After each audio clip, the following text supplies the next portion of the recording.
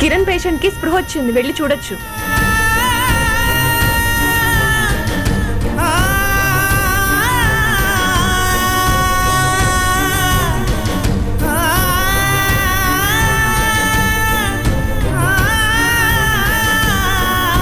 నాన్న కిరణ్, ఎలా ఉన్నావురా? నీకేం కాలేదు కదా?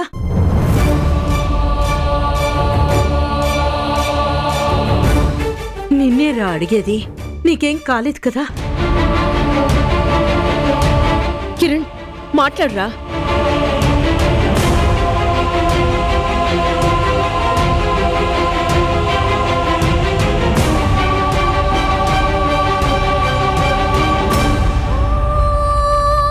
అలా చూస్తున్నావేంటి కిరణ్?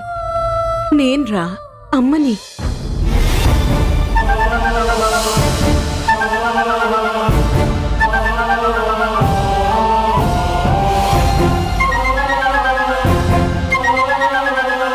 ఏంటండి వీడిలా చూస్తున్నాడు? నాన్న కిరణ్,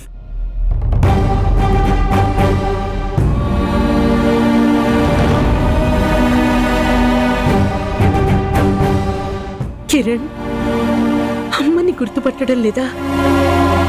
ఏమైందిరా నీకు? తనెక్కడా?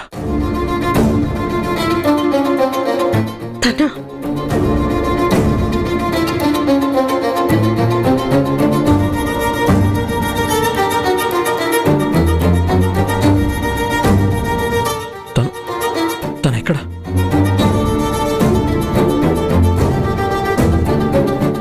నాన్న కిరణ్, కిరణ్, కిరణ్, తనెక్కడా? కిరణ్ ఇప్పుడు ఎలా ఉంది? తనెక్కడా?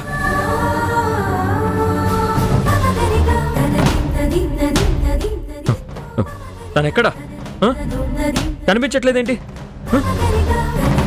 అరే, తనెక్కడా అంటే ఎవరు మాట్లాడట్లేదేంటి?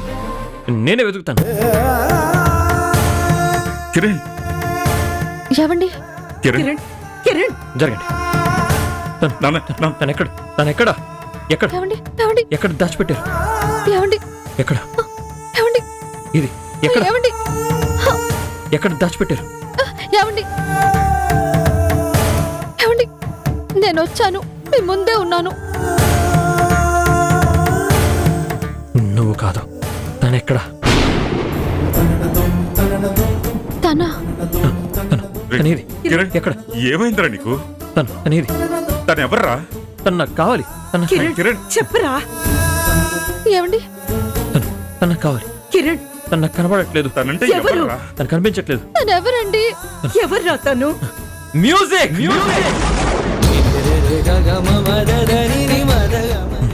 మ్యూజిక్ కావాలి. కిరణ్, నా మ్యూజిక్ ఎక్కడ దాచిపెట్టారు? కిరణ్, మ్యూజిక్ ఎక్కడ దాచిపెట్టారు? నా మ్యూజిక్, నా మ్యూజిక్, నా మ్యూజిక్.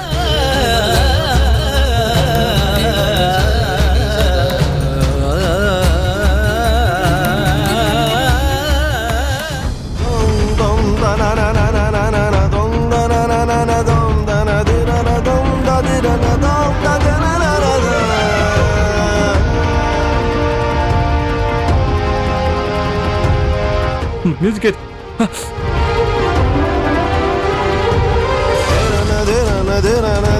కిరణ్ నాన్న కిరణ్,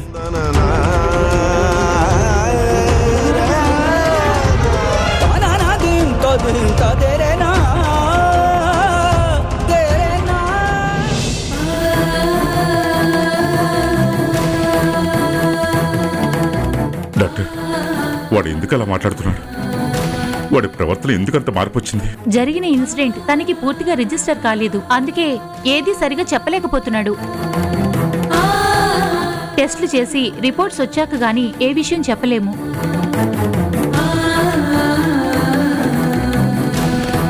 తనకి రెస్ట్ చాలా అవసరం. పేషెంట్ దగ్గర ఎవరో ఒక్కరు మాత్రమే ఉండండి, మిగిలిన వాళ్ళు బయట వెయిట్ చేయండి. మీరిద్దరూ బయట వెయిట్ చేయండి. కిరణ్ని నేను చూసుకుంటాను.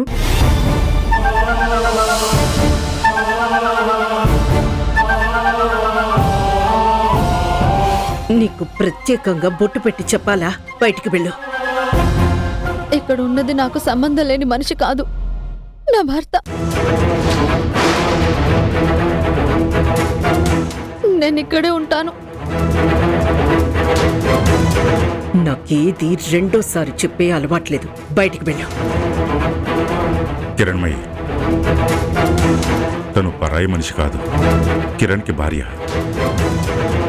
ఈ పరిస్థితుల్లో తన భర్తతో ఉండే హక్కు తనకే ఉంది.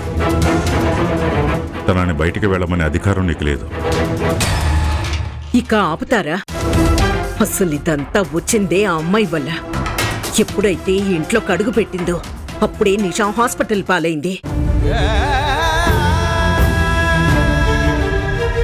ఇప్పుడు చూస్తే కిరణ్ పరిస్థితి ఇలా ఉంది. దీనికంతటికీ కారణం డైరెక్ట్ గా ఆ అమ్మాయి అయితే ఇండైరెక్ట్ గా మీరు. మీరే కనుక వీళ్ళిద్దరికీ ముడిపెట్టి ఉండకపోతే ఈ పాటికి కిరణ్ నిషాతో సంతోషంగా ఉండేవాడు. చూడు కిరణ్మయి, తప్పు నీది ఒప్పు నాది అని లెక్కలు వేసుకునే టైం కాదు. ఒకరి మీద ఒకరు నిందలు వేసుకునే సందర్భం అసలే కాదు. కాస్త ప్రశాంతంగా ఉండు. నాకు ఎప్పుడు ఎలా ఉండాలో బాగా తెలుసు. మీరు నాకు చెప్పనవసరం లేదు. నాకు చెప్పడానికి ప్రయత్నించి నన్ను డిస్టర్బ్ చేయకండి. నువ్వు ఎంతైనా వాదించు, ఉషా కిరణ్ దగ్గరే ఉంటుంది.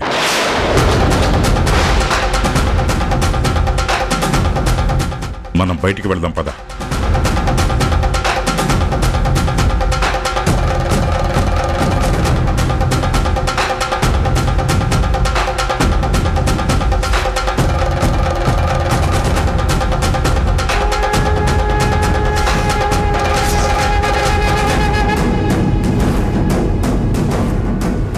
అమ్మా ఉషా, కిరణ్కి ఏం కాదమ్మా, నువ్వు ధైర్యంగా ఉండు, ఏం కాదు. ఈశ్వరా పరమేశ్వరా చూడరా ఎటు చూడరా, రెండు కన్నుల మనిషి బ్రతుకును గుండె కన్నుతో చూడరా, ఎదుట పడని వేదనలను నుదుటి కన్నుతో చూడరా. ఈశ్వరా పరమేశ్వరా చూడరా ఇటు చూడరా.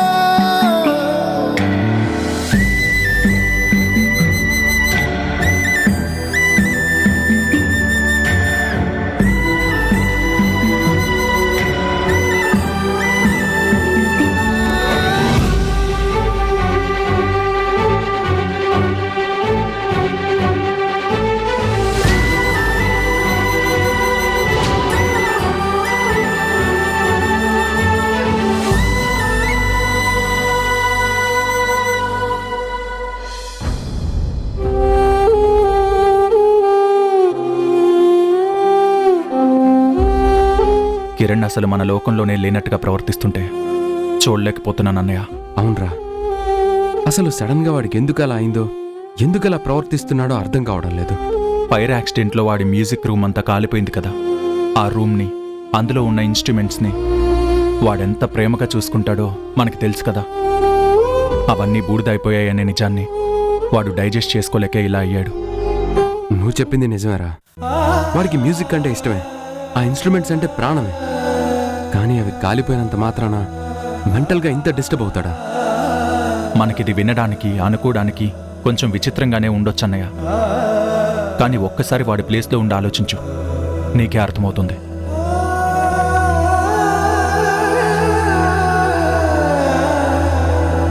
ఒక వస్తువుని కానీ, ఒక మనిషిని కానీ అందరూ చూసే పద్ధతి ఒకేలా ఉండదు. ఒక్కొక్కరు ఒక్కో విధంగా చూస్తారు, ఒక్కొక్కరు ఒక్కో విధంగా ఆలోచిస్తారు. వాడి మ్యూజిక్ రూమ్ని మనం అందరం ఒక రూమ్ లాగే చూస్తాం, కానీ వాడు ఒక గుడిలా భావిస్తాడు. పోలీసు కాబట్టి ఇన్ని రకాలుగా ఆలోచిస్తున్నావురా. మేము మామూలు మనుషులం. నువ్వు ఆలోచించినంత డీప్గా మేము ఆలోచించలేకపోతున్నాం. మీరు మరీనండి. మనుషులు పోతేనే ఈ కాలంలో మెంటల్ గా అంత డిస్టర్బ్ అవడం లేదు. అలాంటిది కొని తెచ్చుకున్న వస్తువులు పోతే అంత మెంటల్ గా డిస్టర్బ్ అవుతారా? తరుణ్ చెప్పాడు కదా మేఘన, ఒక్కొక్క వస్తువుని ఒక్కొక్కరు ఒక్కోలా చూస్తారని. అలా ఏం ఉండదు సంజయ్. ఇప్పుడు నాకు టీవీ అంటే ఇష్టం. టీవీకి ఏమైనా అయితే నేను మెంటల్ గా డిస్టర్బ్ అవుతానా? ఇప్పుడు నాకు మన కార్ అంటే ఇంకా ఇష్టం. దానికి ఏమైనా అయితే నేను మత్స్థిమితో లేనట్టు మాట్లాడతానా? ఒక టీవీ పోతే ఇంకో టీవీ కొని తెచ్చుకుంటాం. ఒక కార్ పోతే ఇంకో కార్ కొని తెచ్చుకుంటాం. ఈ మాత్రం దానికే మతస్థిమితో లేనట్టు ప్రవర్తించాల్సిన అవసరం లేదు. మేఘన, నువ్వున్నట్టే అందరూ ఉండరు. నువ్వు ఆలోచించినట్టే అందరూ ఆలోచించరు. అందరూ వస్తువుల్ని కూడా మనుషుల్ని ప్రేమించినట్టే ప్రేమిస్తారు. అలాంటి వాళ్ళు మనుషుల్ని ప్రేమిస్తే వాళ్ళని త్వరగా వదులుకోలేరు. ఏమిటో మీరు మీ చాదస్తాం. అసలు అంత హఠాత్తుగా ఆ రూమ్లో ఫైర్ యాక్సిడెంట్ ఎందుకైందో నాకు ఇప్పటికీ అర్థం కావట్లేదు అన్నయ్య. ఏంటి పోలీస్ కదా అని ఇప్పుడు ఫైర్ యాక్సిడెంట్ మీద ఇన్వెస్టిగేషన్ చేస్తావా? మేఘన, ఇది ఎగతాళి చేసే సమయం కాదు. ఎదుటి వాళ్ళ అభిప్రాయాన్ని కించపరిచే సమయం అంతకన్నా కాదు. మేము మా తమ్ముడు గురించి బాధపడుతుంటే మధ్యలో సెటైర్లు వేయకు. అంతేలేండి. మీరు మాట్లాడుకుంటే బాధ, నేను మాట్లాడితే సటైరా. మీ తమ్ముడు గురించి మీరే బాధపడండి, నాకెందుకు?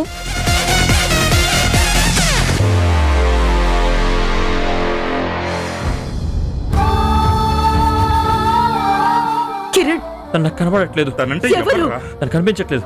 ఎవరండి? ఎవర్రా తను? మ్యూజిక్.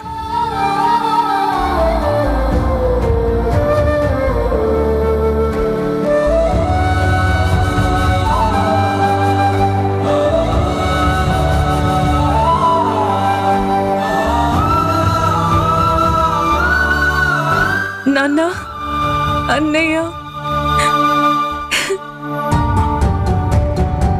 ప్రస్తుతానికైతే ప్రశాంతంగా నిద్రపోతున్నాడమ్మా.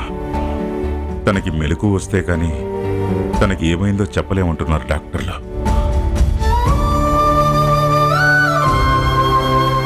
ఎప్పుడు సరదాగా ఉండే అన్నయ్య ఇప్పుడు చలనం లేకుండా పడుకుంటే నాకేదోలా ఉంది నాన్న. అనస్థిషియా ఇచ్చారు కదమ్మా, అందుకే నిద్రపోతున్నాడు. లేచాక మనతో మామూలుగానే ఉంటాడులే. ఏమో నాన్న, అన్నయ్య మతి స్థిమితం లేనట్టు మాట్లాడుతుంటే నా మనసంతా బాధతో నిండిపోతుంది. ఏమైపోతాడో అనే భయం పెరిగిపోతుంది. అసలు ఈ పరిస్థితి ఎక్కడికి దారి తీస్తుందో అని కంగారుగా ఉంది. వాడికి ఏమైనా అయితే వాణ్ణి చూసుకోవడానికి, వాణ్ణి మామూలు మనిషిగా మార్చడానికి నేనున్నాను కదా రేణు. నా కన్న బిడ్డకి ఏమైనా అయితే నేను చూస్తూ ఊరుకుంటానా? జ్వరమో జలుబో అయితే 4 రోజుల్లో మామూలు అయిపోతాళ్లే అని అనుకోవచ్చు నాన్న. కానీ అన్నయ్య పరిస్థితి వేరు. ఇప్పుడు తన మానసిక స్థితి వేరు. అందుకే తను మామూలు మనిషి అవుతాడా లేదా, అయితే ఎంత కాలనికి అవుతాడని నా మనసులో చాలా ప్రశ్నలు వస్తున్నాయి. వాడికి మెలకు వచ్చే వరకు వాడి పరిస్థితి ఏంటో మనకు కూడా తెలియదు రేణు. చూద్దాం, తనకి మెలకు వచ్చాక మామూలుగానే ఉంటాడో లేకపోతే మళ్ళీ అలానే ఉంటాడో. లేదు నాన్న, అన్నయ్య అలా ఉండడానికి వీల్లేదు. ఎప్పట్లాగే ఉండాలి. మళ్ళీ నిద్ర లేచేసరికి ఎప్పట్లాగే మనతో మాట్లాడాలి. అక్కడ చూస్తే అన్న తమ్ముళ్ళు తెగ బాధపడిపోతున్నారు. ఇక్కడ చూస్తే తండ్రి కూతుళ్ళు తెగ చర్చించుకుంటున్నారు.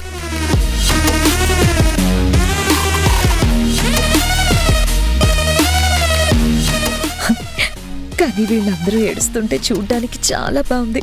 ఈ పరిస్థితి ఇలాగే కొనసాగితే ఆ ఉషా కూడా విరగడైపోతుంది. నేను పుట్టింటికి పోతాను బాబోయ్, నన్ను పంపించేయండి అని దానికి తానే ఇక్కడి నుంచి చెక్కేస్తుంది.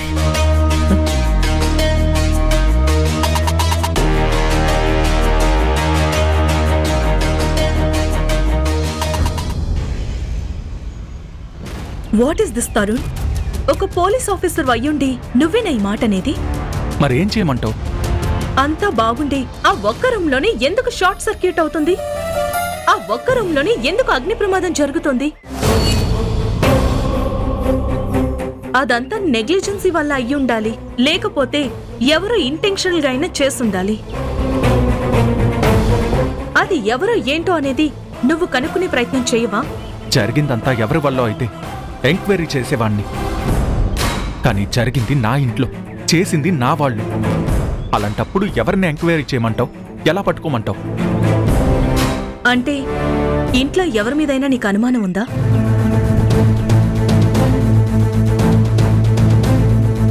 నీ సైలెన్స్ లో నా ప్రశ్నలకి చాలా సమాధానాలు కనిపిస్తున్నాయి. ఏ ఆన్సర్ కరెక్ట్ అని నేను అనుకోవాలి? నా మనసులో ఉన్నవి అనుమానాలు మాత్రమే. అనుమానాలని నిజాలుగా బయటికి చెప్పలేను, అవే నిజాలని వాదించలేను. అసలు నీకు ఎవరి మీద అనుమానం ఉంది? కొన్ని అనుమానాలు మనసులో ఉంటేనే మంచిది. అవి బయటికి చెప్పడం వల్ల ఎవరికి ప్రయోజనం ఉండదు. వాటి గురించి చర్చించుకోవడం వల్ల ఎలాంటి ఫలితాలు ఉండవు. అది కాదు తరుణ్. హారిక ప్లీజ్, ఇక ఆ విషయం గురించి మాట్లాడు. నాకు దాని గురించి చర్చించాలని కానీ సాగదీయాలని కానీ లేదు. సరేలే, నీకిష్టం లేకపోతే నేను మాట్లాడను. కానీ ఒకసారి కిరణ్ని చూడాలనిపిస్తోంది. అయితే వచ్చి చూడొచ్చు కదా. నేను కిరణ్ని చూడ్డానికి వచ్చినా కూడా క్షమాపణ చెప్పే ఆ ఇంట్లో అడుగు పెట్టాలని అంటారు మీ అమ్మగారు. ఆమె ముందు తల వంచి క్షమాపణలు చెప్పేవాళ్ళు కావాలి, కానీ ప్రేమగా పక్కన కూర్చొని అక్కున చేర్చుకునే వాళ్ళు కాదు. హారిక ప్లీజ్, అమ్మ గురించి అలా మాట్లాడుకో. అసలే కిరణ్కి బాలేదని అమ్మ చాలా డిస్టర్బ్ అయింది, చాలా బాధపడుతుంది.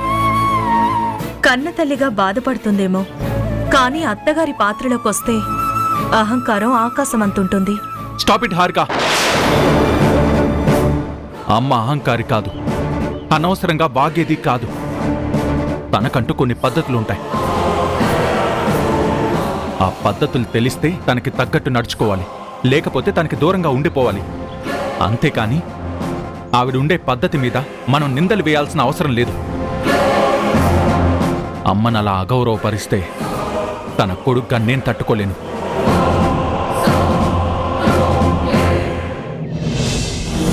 తరుణ్, నువ్వు అమ్మకి ఇవ్వాల్సినంత గౌరవం ఇవ్వాలనుకోవడంలో తప్పు లేదు. కానీ అలా గౌరవిస్తూ ఆవిడ గారు చేసిన తప్పుల్ని మాత్రం చూడలేకపోతున్నావు. నువ్వు నా మీద అరచినా పర్వాలేదు, కానీ ఆవిడ గారి అహంకారాన్ని కూడా నువ్వు అర్థం చేసుకుంటే చాలు. కానీ ఒక్క సెకండ్ కూడా మీ అమ్మగారి గురించి చెడుగా ఆలోచించకూడదు అని ఒక గిరిగీసుకొని గీతలోని కూర్చున్నావు. అందుకే మీ అమ్మగారు చేసిన ప్రతి పని నీకు మంచి పనిలా కనిపిస్తోంది. ఆవిడ అహంకారం నువ్వు గీసుకున్న గీతకి అవతలే ఉండిపోయి నీ కంటికి కనిపించడం లేదు. నిన్ను చూస్తూ ఉంటే చాలా జాలేస్తుంది.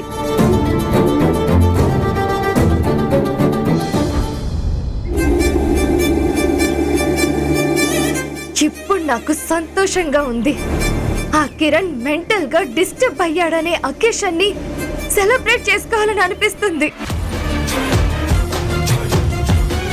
కిరణ్ తో పెళ్లి చేస్తామని చెప్పి మాటిచ్చి మనల్ని నమ్మించారు. మనం నమ్మాక మాట తప్పి మనల్ని అవమానించారు. మనల్ని అవమానించిన వాళ్ళకి అధోగతి పట్టిందంటే ఆ కిక్కే వేరు మామ్. నువ్వు చెప్పింది నిజం నిషా. నీ ఉసురు, నీ ఏడుపు వాళ్ళకి మామూలుగా తగలలేదు, చాలా గట్టిగానే తగిలింది. ఆడపిల్ల కన్నీరు ఎవ్వరికి మంచిది కాదు డాడ్. ఆ విషయం వాళ్ళకి తెలియకే వాళ్ళ నట్టింట్లో నన్ను కన్నీరు పెట్టించారు. అందుకే నన్ను పెట్టిన బాధ వాళ్ళకి తిరిగి కొట్టింది. నువ్వు చెప్పింది నిజం బేబీ. మంచిగా ఉన్నంత కాలమే మంచి. చెడు తలపెట్టిన వాళ్ళకి వెంటనే చెడు ఖచ్చితంగా ఎదురవుతుంది. ఇప్పుడు వాళ్ళ విషయంలో కూడా అదే జరిగింది. మనం ఇక్కడే ఉండి సంతోషపడిపోవడం నాకు నచ్చలేదు మామ్. మనం నేరుగా వెళ్ళి వాళ్ళ బాధని చూసి సంతోషపడాలి. వాళ్ళు ఏడుస్తూ ఉంటే చూసి ఆనందపడాలి. నా గుండె ముక్కలై సూసైడ్ అటెంప్ట్ చేస్తే మీ ఫ్రెండ్ ఫోన్ చేసి నన్ను పరామర్శించింది. ఇప్పుడు ఆవిడ పరిస్థితిని పరామర్శించడానికి మనం వాళ్ళింటికి వెళ్దాం. తప్పకుండా వెళదాం నిషా. నిన్ను కుమిలిపోయేలా చేయడం వల్లే వాళ్లకు కీడు కలిగిందని వాళ్ళకి తెలియాలి. నిన్ను ఏడిపించడం వల్లే వాళ్ళకి ఎదురు దెబ్బ తగిలిందని వాళ్ళకు అనిపించాలి. అలా జరగాలంటే మనం నేరుగా వాళ్ళ ఇంటికే వెళ్ళాలి. అవును స్వర్ణ, ఆ కిరణ్ పిచ్చోడయ్యాడన్న విషయం ఇంత ఇమీడియట్ గా నీకెలా తెలిసింది? ఇంకెలా అండి, కిరణ్ పెద్ద కోడలుంది కదా మేఘన, అదే ఫోన్ చేసి చెప్పింది. దానికి సొంత మనుషులెవరో పరాయి మనుషులెవరో తెలియదు కదా. ఆ మేఘన ఇచ్చిన అమూల్యమైన ఇన్ఫర్మేషన్ వల్లే మన నిషా కళ్ళల్లో మళ్ళీ ఆనందాన్ని చూడగలుగుతున్నాం.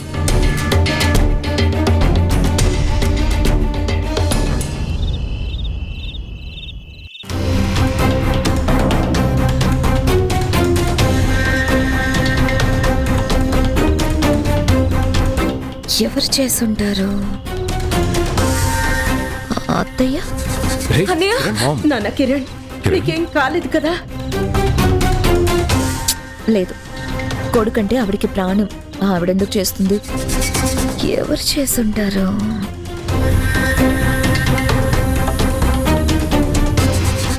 మావయ్య?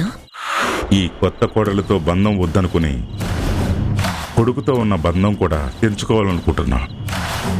నువ్వు చేస్తున్న తప్పే నేను కూడా చేయాలనుకోవట్లేదు. అందుకే మేము ముగ్గురం వెళ్ళిపోతాం. ఆయన కూడా కొడుకంటే ప్రాణం. ఆయన ఎందుకు చేస్తారు? ఎవరు చేసుంటారు? తరుణ్? తనే పోలీసు. ఎందుకు ఇలాంటి పనులు చేస్తాడు? ఎవరు చేసుంటారు? రేణు? చచ్చి. పోనీ పాండే, పండు, దుర్గా? ఎవరు చేసుంటారు?